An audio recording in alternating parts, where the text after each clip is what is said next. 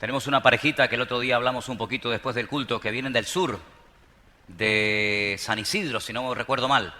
¿Es así? Hermanos que son de Venezuela, los veo otra vez aquí en la iglesia. ¿Hay alguna persona que esté aquí por primera vez? ¿Sí? ¿Tu nombre, si no te importa? ¿Perdón? Óscar. Primera vez que vienes. Bueno, enhorabuena. Muy bien, estupendo. Estamos tratando de organizar hace tiempo un culto para bautizar a las personas que todavía no están bautizadas. Pero yo quiero ser muy serio con esto. No queremos bautizar a cualquier persona. Por eso hoy vamos a ver si podemos, después del culto, aunque sea brevemente, reunirnos con las personas que me han dicho a mí que se quieren bautizar. Si hubiera alguno más, pues aprovechas. Y yo quiero tantear a ver cómo está el patio.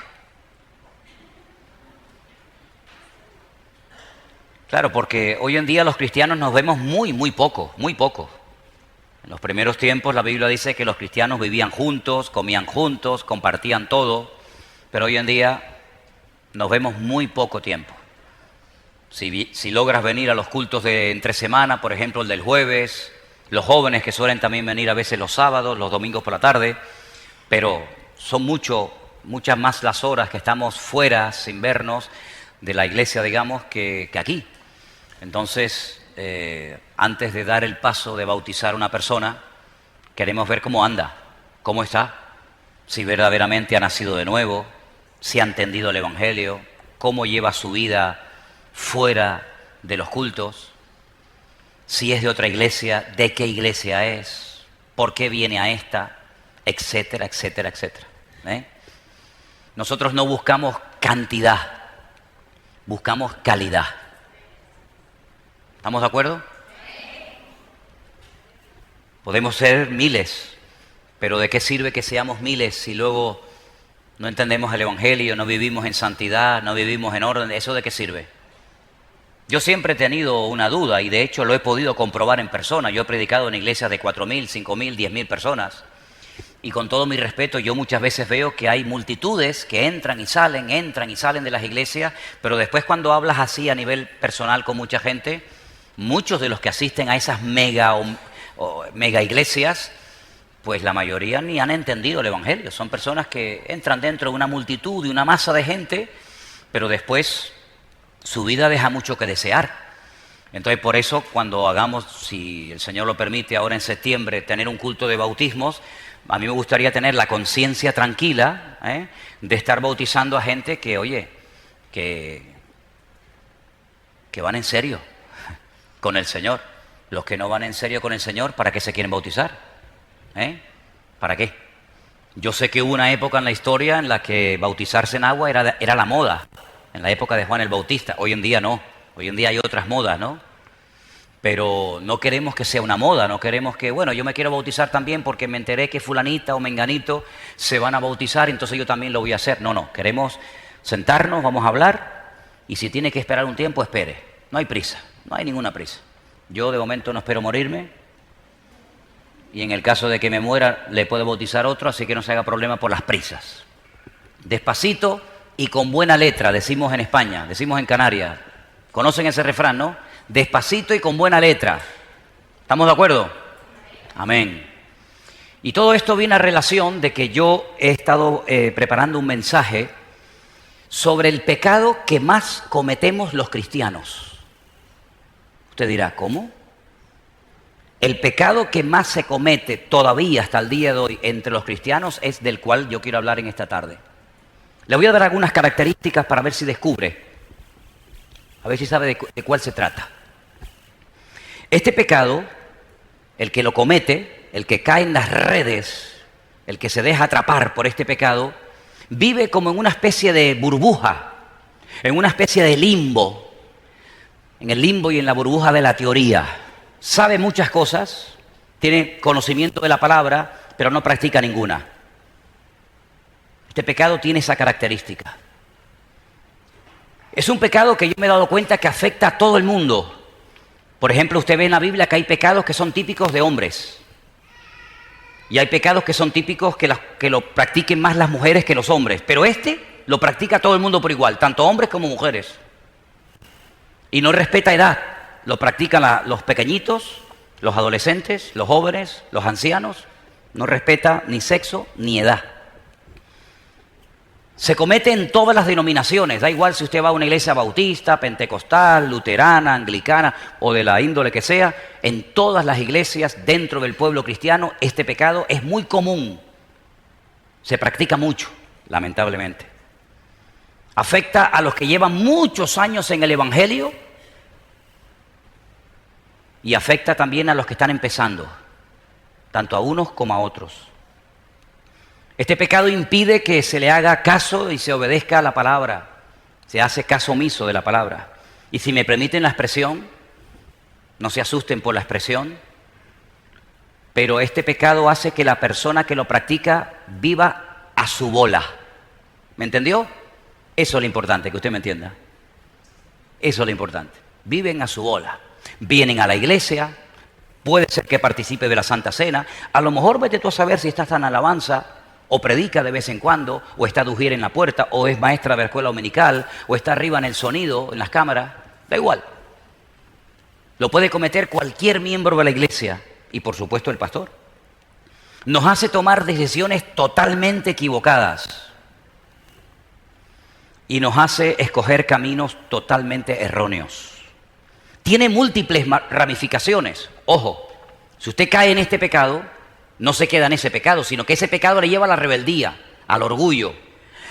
Pierde totalmente la sensibilidad espiritual. Se queda como un gusano muerto, el cascarón, no siente ni padece. Da igual de lo que se predique, da igual lo que se hable.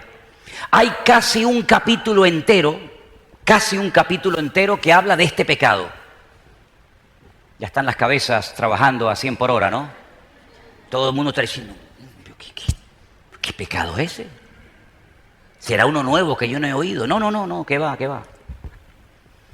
Los primeros que cometieron este pecado fueron Adán y Eva. Y el pecado es la desobediencia. Ahora todo el mundo dice, no, yo lo sabía. Ya. Está bien, me alegro que lo sepa. Yo le animo a que usted haga una lista de lo que tenía Adán y Eva antes de ser desobedientes y que haga otra lista de lo que perdió después de ser desobedientes. Yo la comencé a hacer, todavía no la he terminado, pero por ejemplo Adán y Eva perdieron el privilegio de vivir en el lugar más hermoso y precioso del planeta Tierra, como era el jardín del Edén. Nunca ningún cristiano, ningún pastor, ningún creyente vivirá en un lugar tan hermoso, tan precioso y tan completo como el jardín del Edén. Solamente vivieron ellos dos y nunca más pudieron volver, aunque después se arrepintieron. Aunque sus vidas posteriormente fueron restauradas, nunca el Señor les permitió volver a recuperar ese lugar que lo perdieron para siempre. Pero no solamente perdieron el privilegio de vivir en el jardín del Edén, sino que además perdieron su comunión con el Creador. Ellos siguieron teniendo comunión con Dios, pero ya no igual. Dice la Biblia que todas las tardes Dios bajaba y se paseaba y oían su voz paseándose en el huerto, pero eso se acabó. Ellos entraron en otra esfera, en otra dimensión de relación con Dios, porque la perdieron. Perdieron la inmortalidad de sus almas y de su cuerpo, porque quiero que sepan que Adán y Eva antes de pecar eran inmortales, no iban a morir nunca. Pero cuando pecaron, se convirtieron en seres mortales. Se iban a morir espiritualmente y físicamente también. Perdieron la santidad. Pero algo muy importante y muy triste es que perdieron la autoridad espiritual.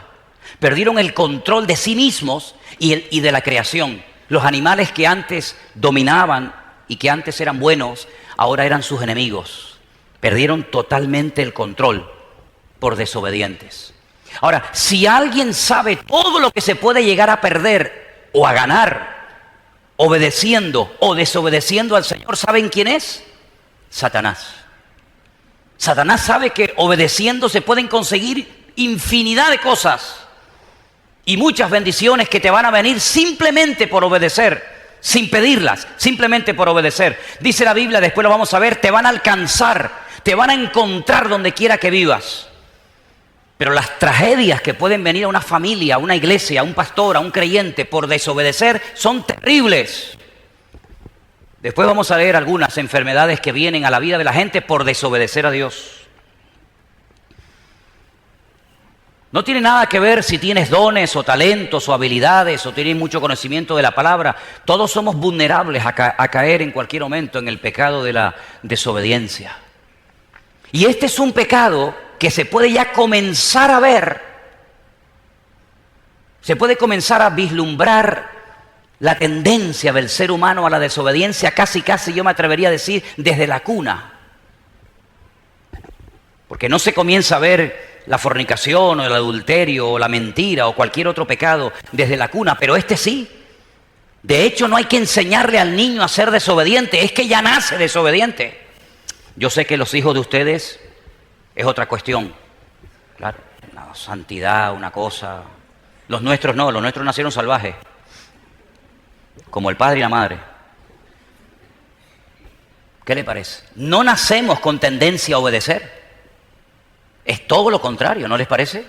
Nacemos con la tendencia a desobedecer, a vivir como yo creo. ¿Por qué costará tanto ser obedientes, hermanos? No digo antes de conocer al Señor, digo después de conocer el Evangelio, digo después de experimentar el nuevo nacimiento. Vaya, digo ahora que conocemos al Señor, ¿por qué nos cuesta en momentos puntuales de nuestra vida obedecer al Señor? ¿Por qué? Es que todo lo que vale cuesta. Vale, te lo regalan. Pero la obediencia hay que aprenderla.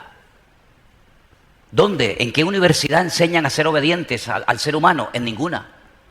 Puedes ir a la mejor universidad del mundo, recorrer los mejores colegios, y en ninguno te van a enseñar a ser obedientes. Porque el lugar donde se aprenden los primeros principios y se comienzan a dar los primeros pasos hacia el mundo de la obediencia, ¿saben dónde es? En el hogar. En la casa. Ahí es donde comenzamos a recibir las primeras órdenes, los primeros mandamientos de no toques más el móvil, te he dicho que no juegues más con él, te lo he dicho ya 20 veces, no lo toques más, no comas más caramelo, estás castigado por llegar tarde, te he dicho que vengas a comer. ¿Dónde recibimos las primeras órdenes de los seres humanos? ¿En el trabajo? ¿En la iglesia? ¿En el ejército? No, en la casa. Es en la casa donde el Señor comienza a tratar con ese área tan importante de nuestra vida. Y ojo, como tú te acostumbres a ser un hijo desobediente, como tú te acostumbres a ser una persona desobediente, eso va a llegar a formar parte de tu personalidad. Y tengo una frase que yo le pedí a Dayana esta tarde que me la escribiera para que ustedes la vean ahí en la pantalla, que quiero que se la aprendan y que si pueden la repitan conmigo ahora en alta voz. No, esa no, esa es la desobediencia es progresiva y hay que separar, se intensifica con el tiempo. Creo que lo podemos corregir, ¿no? Porque nos están viendo miles de personas y entonces algunos dirán, mira, en España se dice, se intensifica. No, se dice, se intensifica con el tiempo. ¿La podemos leer juntos? Vamos. La desobediencia es progresiva y se intensifica con el tiempo. Si usted practica la desobediencia, cada vez va a ser más desobediente y eso va a ir en aumento y en aumento. Y el que no es capaz de obedecer a un padre, olvídese, no va a ser capaz de obedecer a Dios. El que no es capaz de obedecer a un padre y a una madre por algo que le pide, no va a ser más obediente en la iglesia, en las cosas del Señor, que lo que fue o lo que es en su casa. Porque proyectamos a nuestra vida cristiana lo que somos en nuestra casa. Pero claro, también estaba pensando, ¿cómo le voy yo a enseñar a mi hijo a ser obediente si yo soy un desobediente? Vamos a caer en el error de aquellos que decían hace tiempo atrás, haz o hagan lo que yo les digo, pero no hagan lo que yo hago. No, eso es un error. Si usted quiere hijos obedientes, usted tiene que ser un padre y una madre obediente. A veces, no digo siempre, pero a veces podemos ver nuestra desobediencia y nuestra rebeldía como reflejo en la vida de nuestros hijos. Creo que les comenté en una ocasión que una vez una de mis abuelas, la madre de mi padre, me estaba estaba por allí, por la casa, y mi padre me estaba echando una de las broncas, era todos los días, 4 o 5 seguidas, ¿no? Y entonces una de las frases que mi padre utilizaba mucho era esta: yo a tu edad, cuando yo era como tú. Y entonces pasa su madre y le dice: tú a tu edad, el gallo no se acuerda cuando fue pollo. Y yo dije: ay, hoy gané.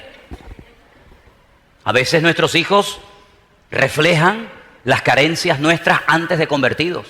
Y por eso dice la Biblia que hay que instruir, hay que enderezar al arbolito de pequeño para que cuando sea viejo no se tuerza y no se aparte del camino. Amén, hermanos.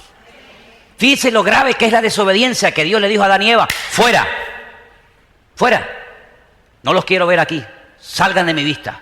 Lo grave que es para Dios la desobediencia, que los expulsó del jardín del Edén. Lo grave que es la desobediencia, que el hombre más humilde de la tierra, el hombre que hablaba con voz audible con Dios, el hombre que hizo milagros únicos e irrepetibles en la historia de la humanidad, el hombre que recibió la Torá y le brillaba el rostro por la gloria de Dios sobre su vida, no entró a la tierra prometida por desobediencia. Y uno dice: pero tan grave fue lo que hizo. Tan grave fue lo que hizo. Para Dios la desobediencia es terrible.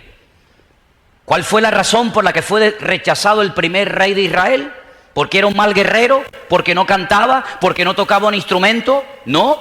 Dice la Biblia que fue desechado porque era un rey desobediente. Así que vemos que Adán y Eva fueron desobedientes y perdieron el jardín del Edén y su comunión con Dios y todo lo demás. Moisés no entró en la tierra prometida aunque la tenía delante de sus narices por desobediente. Saúl perdió el reino, el respeto de su familia, el apoyo de su familia y la vida por desobediente.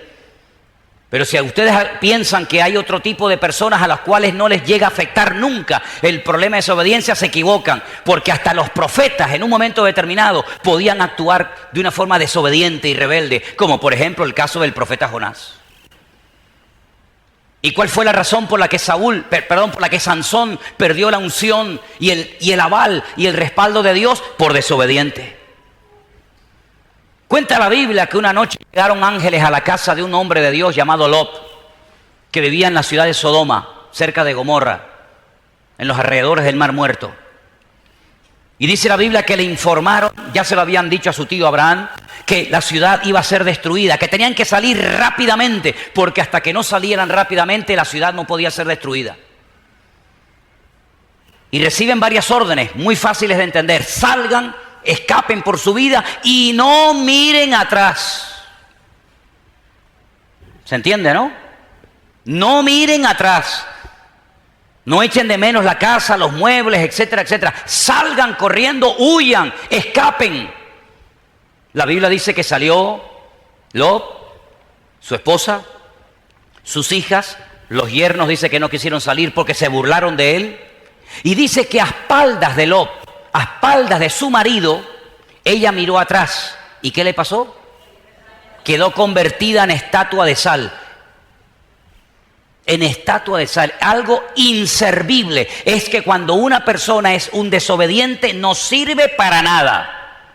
No te puedes fiar de una persona desobediente, porque en el fondo o delante te dice sí, sí, sí, y detrás es no, no, no, no, no. Y vemos en lo natural lo que pasa en lo espiritual. Cuando una persona es continuamente desobedeciendo al Señor y a su palabra y a sus mandamientos, se convierte en una persona totalmente inservible, no sirve para nada. Podrá cantar, podrá danzar, todo lo que tú quieras, pero una persona desobediente no le sirve al Señor. Prueba de ello que el Señor le dijo al profeta Samuel: no ores más por este hombre, no ores más por él, porque no me sirve. Yo estoy buscando a otro hombre conforme a mi corazón, que cuando yo le diga que haga una cosa, la haga y no la cuestione y no la ponga en duda, ni discuta conmigo. Y yo ya he encontrado a ese hombre, se llama David, vive en Belén, su padre se llama Isaí, vete y úngelo, porque este no me sirve. ¿Qué te parece? La desobediencia es un pecado terrible, que no solamente afecta a uno a nivel personal, sino que si vives en un ambiente de desobediencia, ojo, porque también te puede terminar atrapando y enredando a ti también. Vengan conmigo a Hebreos capítulo 4. Hebreos capítulo 4, versículo 6, un versículo muy interesante que dice: por lo tanto, puesto que falta que algunos entren en él, en ese reposo, en esa tierra, ¿verdad? En el reposo del Señor, del cual está hablando el autor. Y aquellos a quienes primero se les anunció la buena nueva no entraron por causa de, ahí está la palabra, desobediencia. Todo una multitud de personas, seguramente millones de personas que salieron de Egipto, no entraron en la tierra de Canaán, no entraron en la tierra prometida por desobediencia. Solamente entró Josué, solamente entró Caleb y la generación que nació en el desierto. Todos los que salieron de Egipto, que estaban continuamente cuestionando a Dios, continuamente desobedeciendo al Señor, ni uno entró, salvo, ya digo, Josué y Caleb. No entraron. Dios no le va a dar una bendición tan grande a una generación de gente desobediente. No eran dignos. El desobediente no es digno de recibir el favor de Dios. Se lo pierde. Aunque lo tenga delante de sus narices, no entra por desobediente. Esta es la importancia tremenda que Dios le da al tema de la obediencia. ¿Por qué cuesta tanto obedecer? ¿Por qué costará tanto obedecer? Porque si obedeciéramos no tendríamos problema en ponernos a orar cuando sabemos que hay que orar. Si fuéramos obedientes, nos congregaríamos, como dice la Biblia, no dejen de congregarse, como algunos dicen que tenían por costumbre en aquel tiempo. Si fuéramos obedientes, perdonaríamos, no nos costaría perdonar. Si fuéramos obedientes, leeríamos la palabra y la estudiaríamos. Si fuéramos obedientes, no tendríamos problema. Voy a apagar el cacharro este y coger el otro, ¿les parece? Estamos hoy haciendo un experimento y salió mal.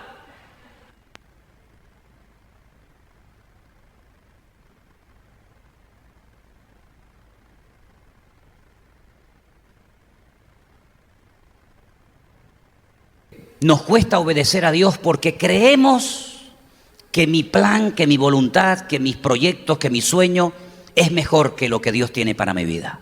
¿No les parece?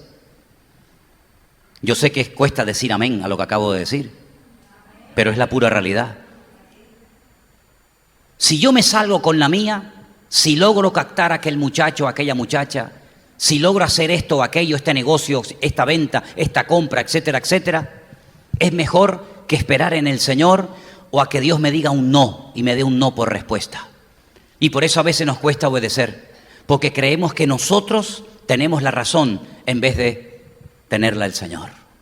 Es interesante notar, como vimos el jueves, que Cristo no decía ni una sola palabra, ni iba a ninguna parte, ni hacía absolutamente nada si no era la voluntad del Padre. Pero a pesar de lo sometido, a pesar de lo obediente que era el Padre, horas antes de ser crucificado en la cruz, una de las últimas cosas que le tuvo que entregar al Padre fue su propia voluntad. Y le dijo al Padre, no se haga mi voluntad, sino la tuya. ¿Qué te parece?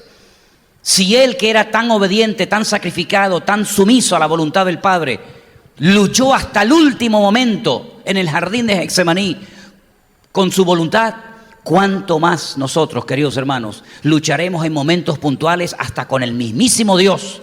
Porque creemos que lo que Él me ofrece no es lo mejor.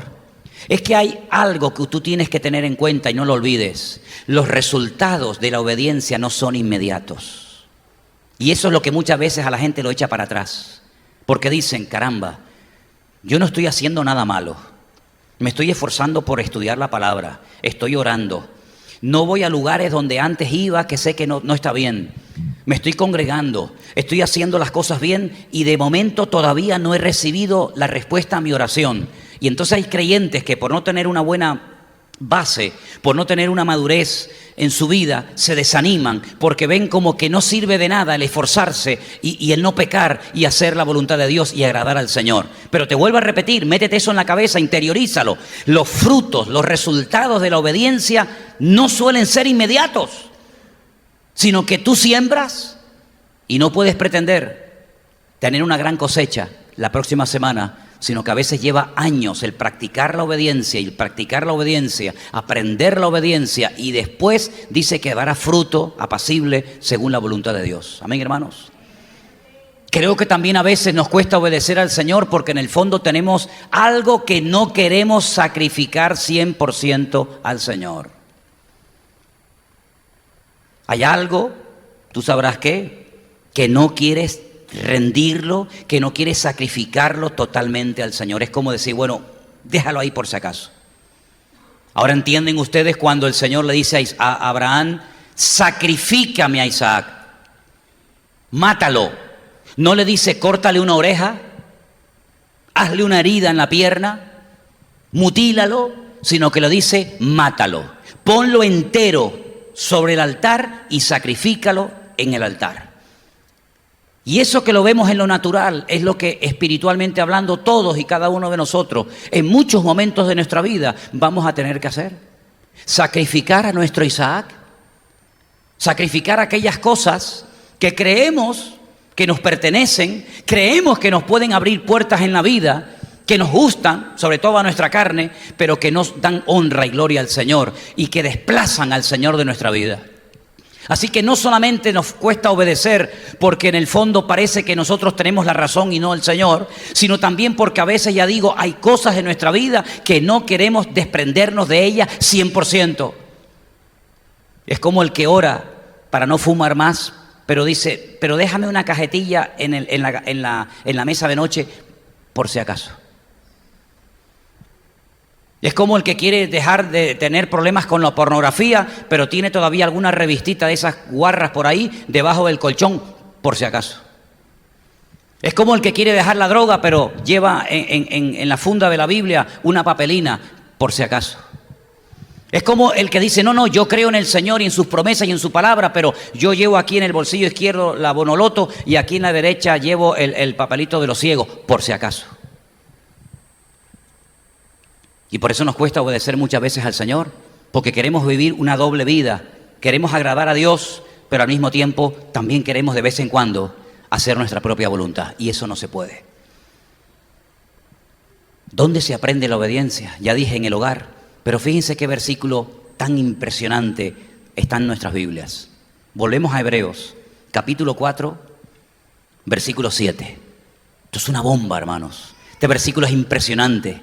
Dice así Hebreos 4:7, y Cristo en los días de su carne, ofreciendo ruegos y súplicas con gran clamor y lágrimas al que le podía librar de la muerte, fue oído a causa de su temor reverente. Y aunque era hijo, por lo que padeció, aprendió la obediencia. Por lo que padeció, aprendió la obediencia. Luego, sin sacrificio y sin padecer, no se aprende a ser obediente. Imagínate que a tu niño que le gustan las golosinas le dice, hoy come todas las golosinas que quieras. ¿Qué te dirá tu hijo? Tengo a la mamá más linda del mundo. ¿Sí o no? Ya se ha comido 1,5 kilos. La niña es más fácil saltarla que darle la vuelta. Pero la mamá le dice, tú come todo lo que quieras.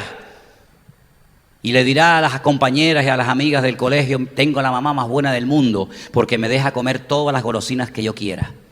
O el papá que le dice al niño, te voy a comprar 5 móviles. 5. Uno será de Vodafone, otro de Orange, otro de... para que tengas 5 y veas y hagas y compres y mires todo lo que quieras. ¿Qué dirá el niño? Tengo el papi más guapo y hermoso del mundo. Pero haz todo lo contrario, pídele a una persona que haga algo que no quiere hacer. ¿Lo va a pasar mal, sí o no? ¿Cómo sabe uno si es obediente o no? Cuando el Señor te pide que hagas algo o que dejes algo que tú quieres seguir haciendo o teniendo. Y ahí es donde Dios te mete el dedo en la llaga y ahí es donde uno pasa el sufrimiento, el dolor, la pataleta o lo que quieras. Y entonces dice que por el padecimiento Cristo aprendió a ser obediente.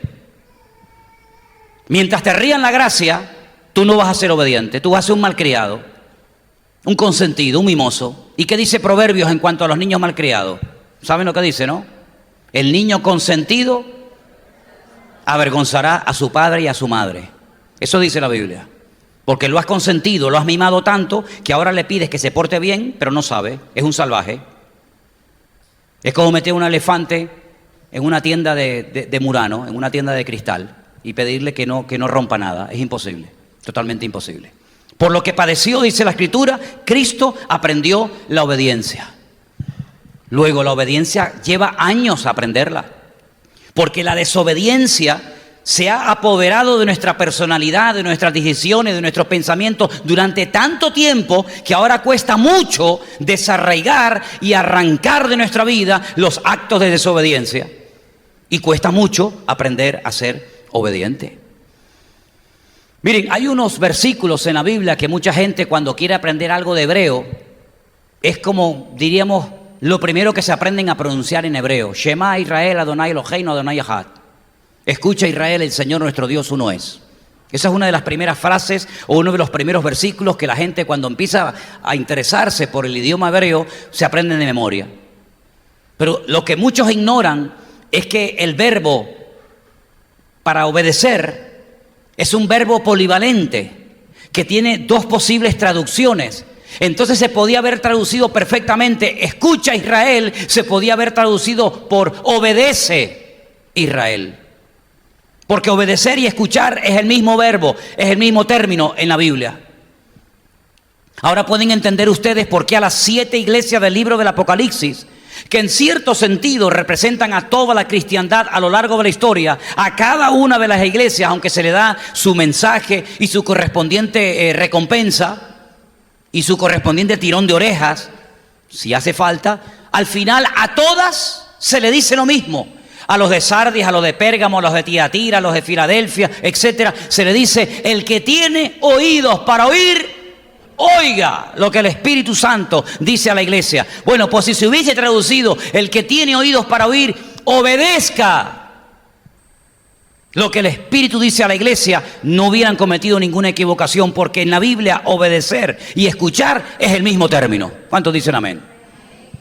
Así que ¿de qué sirve escuchar si luego no obedecemos? ¿De qué sirve decir amén a un mensaje si luego no lo ponemos en práctica? ¿De qué sirve venir a una iglesia y aprender y escuchar y oír a uno y a otro un día de un tema y otro día de otro si luego esa palabra no la llevamos a la práctica? ¿Cuáles son algunos de los términos que la Biblia emplea cuando habla de la gente inconversa? Dice hijos de las tinieblas, hijos de ira, y ¿saben cuál es otro? Hijos de desobediencia. Porque la característica, lo habitual en un inconverso es que sea un desobediente compulsivo, un desobediente constante y permanente. Y cuando venimos del mundo, cuando llegamos al Evangelio, cuando llegamos a Cristo, cuesta mucho dejar de ser desobediente. Y podemos cantar y podemos levantar la mano y podemos ofrendar y podemos hacer lo que usted quiera, pero en el fondo seguimos siendo gente desobediente, porque nuestra vida antes de conocer al Señor fue una desobediencia continua. Yo sé que esto es un palo al ego de muchos, pero es así de claro. Cuando usted adoraba una imagen, usted estaba desobedeciendo a Dios. Cuando usted se iba a confesar a un cura en vez de a Dios, usted estaba desobedeciendo a Dios. Cuando usted se iba de procesión a un sitio a cargar imágenes o a adorarlas, usted estaba desobedeciendo a Dios. Cada vez que usted ha hecho un acto contrario a la palabra, usted ha desobedecido a Dios. Aunque lo hiciera con toda la fe y con toda la sinceridad del mundo. Pero esa fe es una fe distorsionada, es una fe enferma. Esa sinceridad no sirve delante de Dios. Lo que sirve delante de Dios es la obediencia. Y Dios quiere que seamos hijos obedientes como Él fue obediente hasta la muerte y muerte de cruz, dice la Biblia. Por eso Dios le exaltó hasta lo sumo y le dio un nombre que es sobre todo nombre, pero primeramente, antes de levantarlo, Él tuvo que aprender a ser obediente. Y obediente, como dice la Biblia, hasta la muerte. El Padre no lo libró de la muerte, no lo libró de la humillación, porque el propósito eterno del Creador, del Padre, era que su Hijo muriera en la cruz, y Él fue obediente al plan de Dios hasta el final de su vida. Y por eso el Padre lo levanta, y por eso el Padre lo exalta. Es interesante notar que en el Nuevo Testamento hay una parábola, una historia, que algunos dicen que puede estar basada en un hecho real. Vamos a dejarlo ahí. Es la famosa parábola del hijo pródigo, donde hay un momento en la vida de este joven que él prefiere abandonar su padre, lo que el padre le ofrece, irse a otro lugar, y todos conocemos el resto de la historia. Se va con los bolsillos llenos, se va con la herencia recién recibida, pero pega un portazo y en el fondo lo que quiere es hacer su propia voluntad, porque no le gusta someterse al padre. Y además una cosa muy interesante, mientras estuviera bajo el techo de su padre, él no iba a poder llevar el estilo de vida que en el fondo él quería llevar. Ojo, Él no podía llevar una vida de desorden mientras viviera bajo el techo de papá. Por lo tanto, tengo que salir del paraguas, tengo que salir de la cobertura del hogar, y entonces cuando yo estoy fuera de la cobertura de mi padre, yo puedo hacer y decir y mirar y tocar ciertas y determinadas cosas que en delante de la presencia de mi padre no puedo hacer. Es como Dina. Dina, cuando fue violada, cuando fue abusada, por poco acaban con su vida, cuando sale del campamento de Jacob, cuando sale de la supervisión de su padre y se va ¿a dónde? A lo peor, a lo que hoy en día es Nablus, una de las ciudades más agresivas del mundo. Siquén se llamaba en aquel tiempo. Fue violada, fue abusada, fue humillada porque salió fuera de la cobertura del padre. Y el hijo pródigo dice, yo me tengo que ir lejos. Y se va lejos, y al principio todo le va bien, pero dice la Biblia que al final todo le falló, todo lo abandonó, los amigos, la comida, la salud, todo.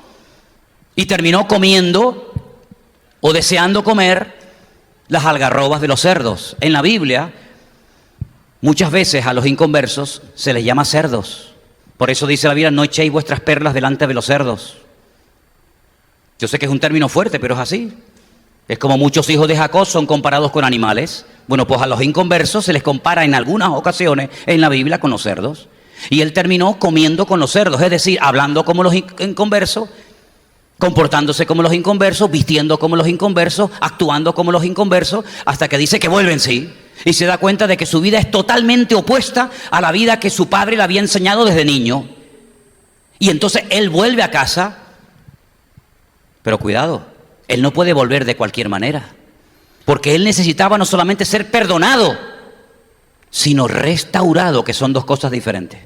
Hay gente en las iglesias que reconocieron que eran pecadores, pidieron perdón de sus pecados, aceptaron a Cristo como su Señor y Salvador personal y fueron perdonados, pero sus vidas nunca han sido restauradas.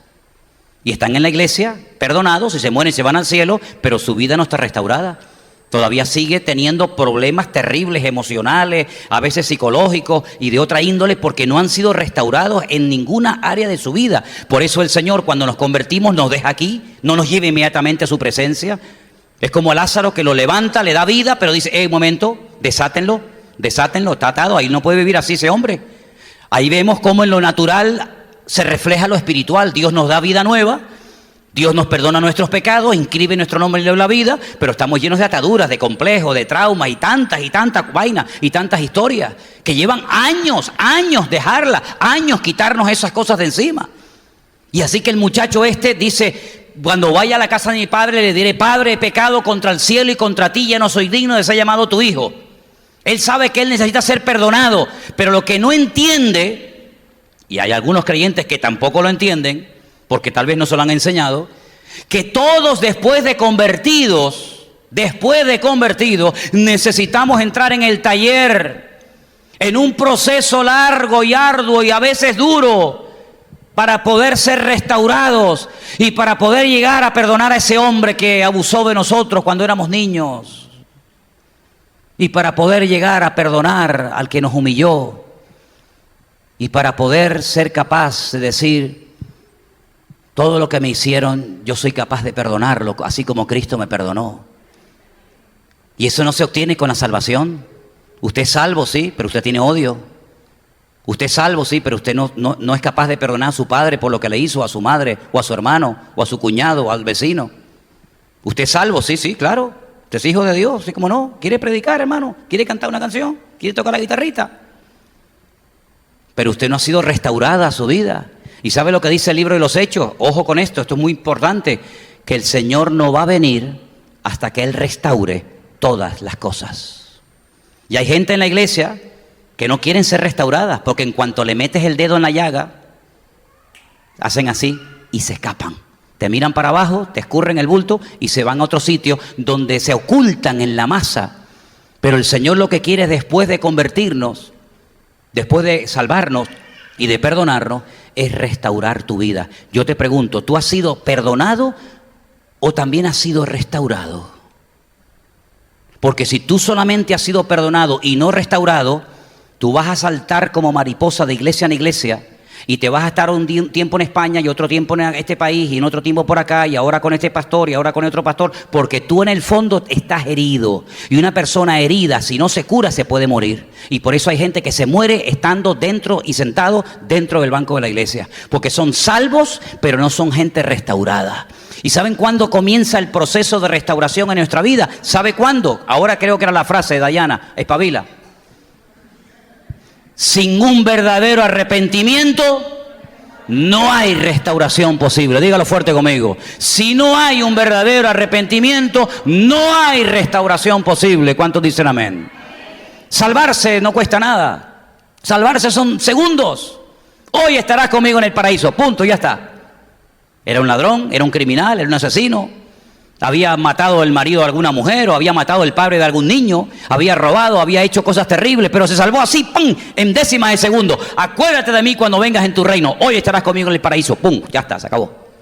Si ese hombre se hubiera quedado en la tierra y hubiera sido miembro de la iglesia primitiva, donde los pastores eran Santiago, Tomás, Juan, etcétera, etcétera, seguro que ellos habrían sentado muchas veces con este hombre y le hubieran dicho: oye, tú le has pedido perdón a aquella mujer por haber matado a su marido.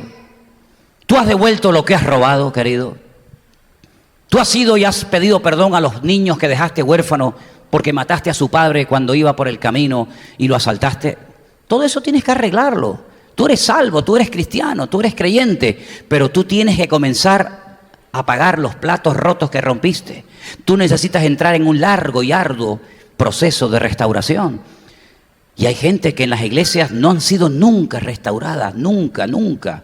De hecho, háblale a ciertos y determinados creyentes de su pasado para que veas cómo le caen las lágrimas y cómo se ponen nerviosos y cómo se les hace el ambiente irrespirable porque le estás tocando donde más le duele. Son salvos, su nombre está en el libro de la vida, son hijos de Dios, amén, no hay ningún problema, pero ojo, la obediencia es lo que nos ayuda a ser libres, porque la obediencia te permite pedir perdón, humillarte, bajar la cabeza, hacer lo que haga falta, pero nadie es capaz de llegar a ese nivel de obediencia a menos que el Señor previamente restaure todas y cada una de las áreas de nuestra vida. ¿Cuántos dicen amén?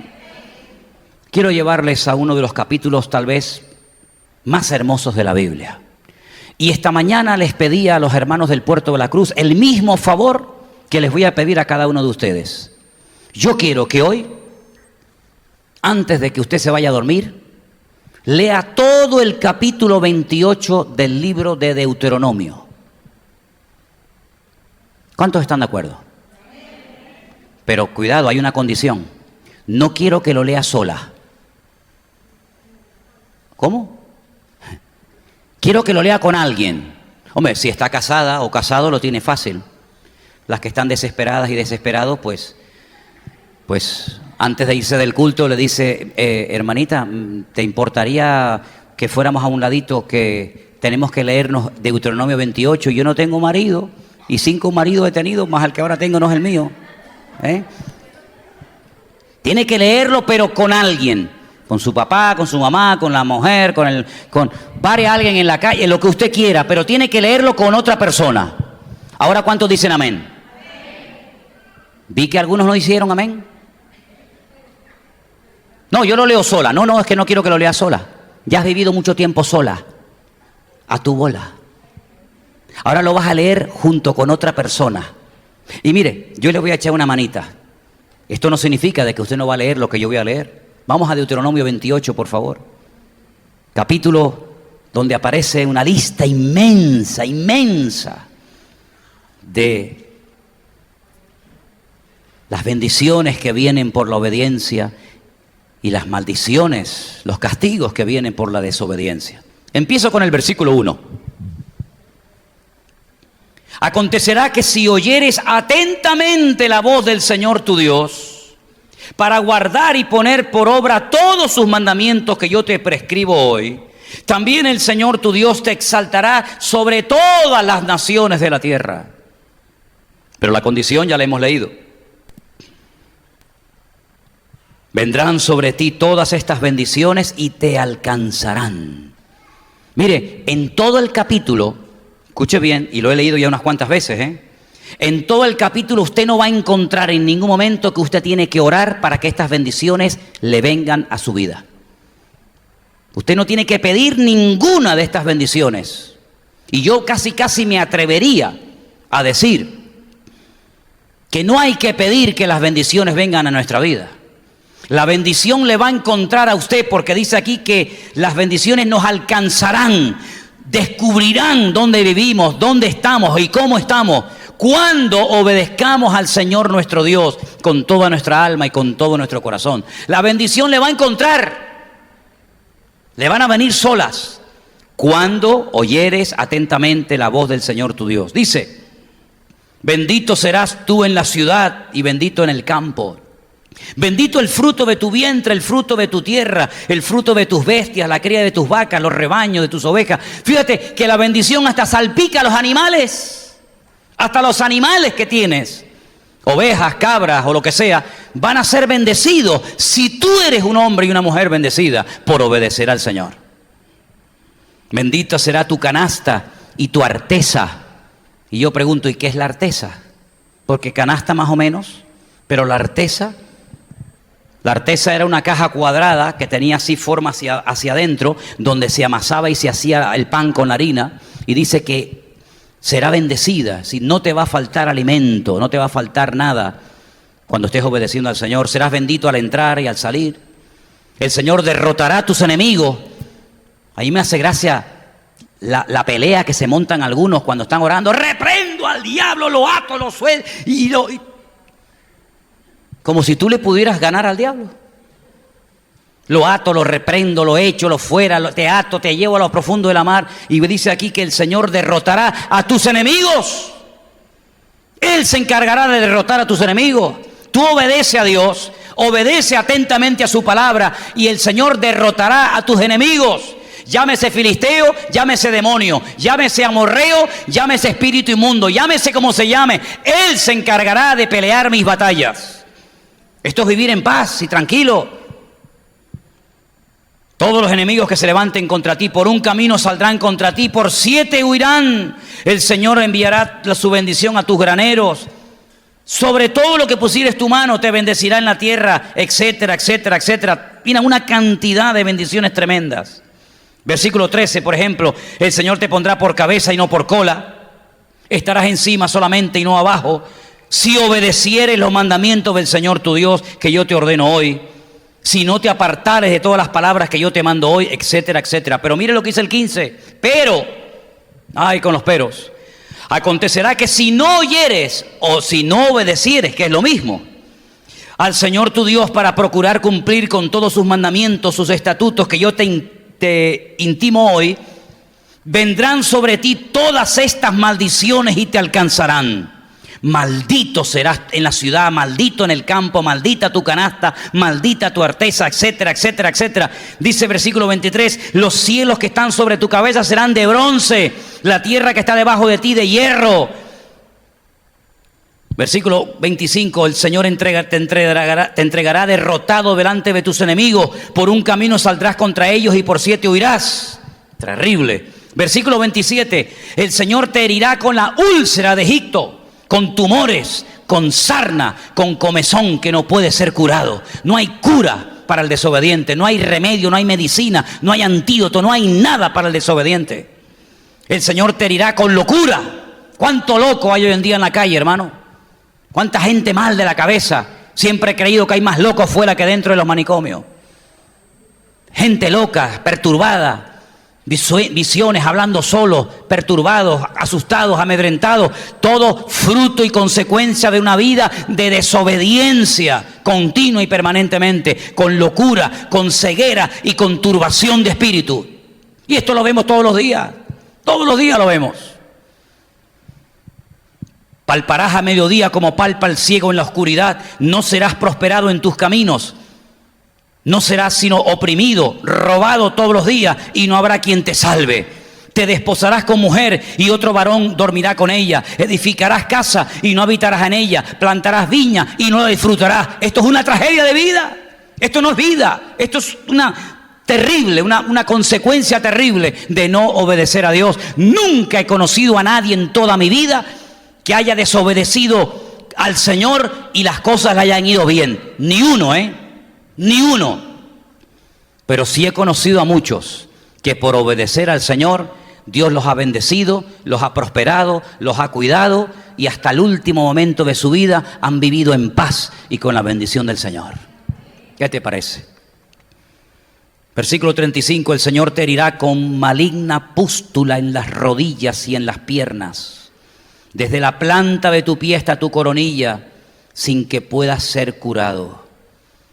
Lean todo el capítulo 28, es impresionante todo lo que se puede obtener por ser una persona obediente al Señor, sometida a la voluntad de Dios, y todo lo terrible que puede venir a mi trabajo, a mi familia, a mis hijos, a mi vida, por ser una persona que vive en un continuo y permanente estado de desobediencia. Es tremendo, hermano.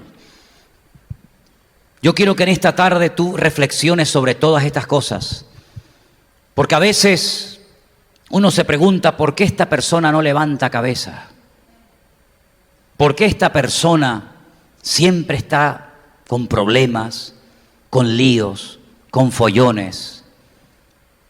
Que cuando no tiene se los inventa o los busca. Porque la desobediencia le abre la puerta al enemigo, hermanos. Y porque la desobediencia es uno de los peores pecados que un creyente puede cometer, porque tiene muchas ramificaciones. Y la desobediencia te lleva a vivir una vida alejada del centro de la voluntad de Dios. Por eso podemos entender lo importante que es la obediencia en la vida de Cristo. Por eso Él siempre tenía paz, a pesar de ser criticado, cuestionado, traicionado, perseguido, siempre un equilibrio tremendo, siempre en paz, siempre bendecido, siempre con el respaldo del Padre. El Padre llegó a decir, este es mi Hijo amado, en el cual me gozo, en el cual tengo toda mi satisfacción y mi complacencia. ¿Por qué? Porque Jesús fue obediente desde el principio hasta el final de sus días. ¿Creen ustedes que no le costó al Señor ser obediente? Claro que le costó, lo hemos leído. Por la aflicción aprendió a ser obediente. Cuando tenía tan solo 12 años, hay niños en la iglesia que tienen esa edad o cerca de esa edad. Cuando tenía 12 años, dice la palabra del Señor, que entre comillas se perdió, sus padres lo encontraron, su madre le dijo, hijo, ¿por qué nos has hecho esto? Y a continuación leemos, dice que fue y se sometió a sus padres. ¿Creen ustedes que un niño con 12 años que dejaba con la boca abierta a los escribas y sacerdotes y doctores de la ley en Jerusalén con tan solo 12 años no podía haber sido un tremendo maestro, un grandísimo predicador a los 20 años, a los 25, a los 29 o a los 28 años? Por supuesto que sí.